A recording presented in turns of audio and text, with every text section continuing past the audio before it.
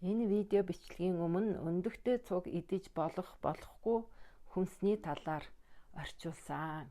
Оросууд ярихдаа нэг зүйлийг маш тодорхой тайлбарлаж, тодорхой өвчтөн дээр гарсан үр дүн, ямар учраас өвчлсөн байсан гэдгийг маш дэлгэрэнгүй тайлбарладаг.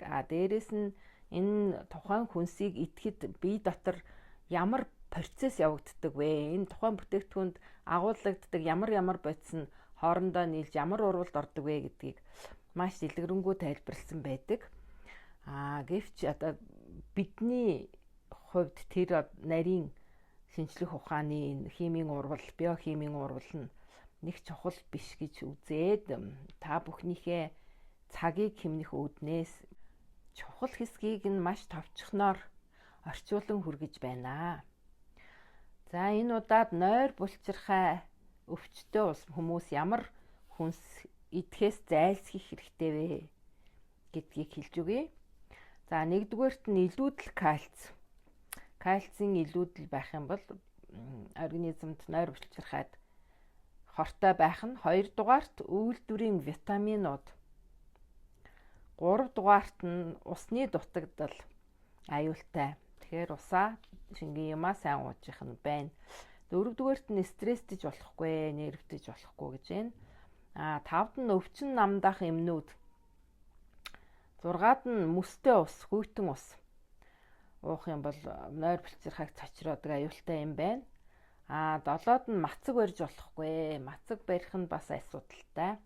Наймд нь болохоор янз бүрийн тоснууд, тэгээд хурдан шингэдэг нүүрс ус.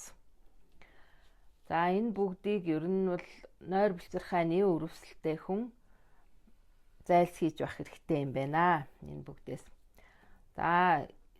Тэгээд нэг хоёр нойр булчирхайны ардын эм гэдэг жорыг хэлж өгсөн байна. Нэгдүгээрт нь болохоор овёсны кисэл. Дэлгүүрт зарагддаг геркулесийг чандгийг бас хэрглэж болох байх. Гэхдээ зөвлөгтөө болохоор бүр овёс үрээр нь байх юм бол илүү сайн гэж зөвлөж байна лээ.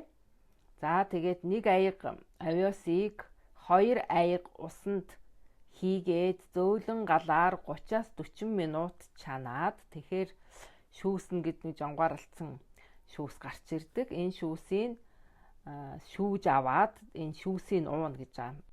100 мл-ийг өглөөний цай уухаасаа 20 минутын өмнө уух нэ. Өдөрт 3. Энэ бол ерөөсөө ардын уламжлалт, нойр булчирхайг ангаадаг юм байна. Үүнтэй яг ижилхэн үр дүн үзүүлдэг бас нэг жор байна.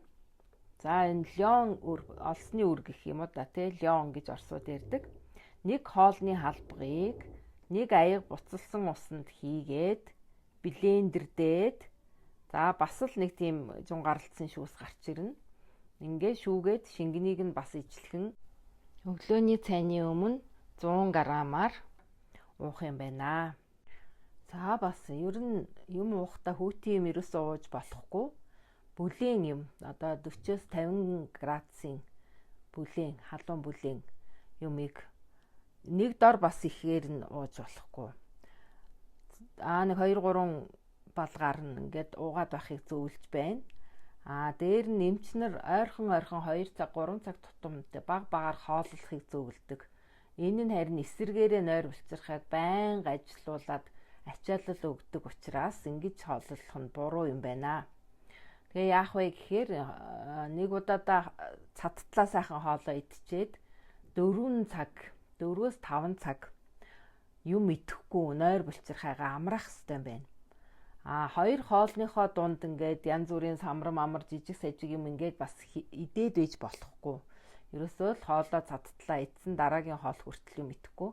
Энэ хооронд нойр булчирхай маань амарч тэнхрэх ёстой байна хүнтэй зөвлөвөл. Харин байнга юм идээд ах юм бол нойр булчирхай маань зогсоо зайгүй ажиллаад эрчим энерги шавхаад туйлдах нэ. Тэгэхээр эдгэрнэ гэдэг асуудлыг яриад ч хэрэггүй. Байнгын эмнэлгийн үйлчлүүлэгч болж хувирах юм байна. Ингээд та бүхэндээ эрүүл энхийг хүсье.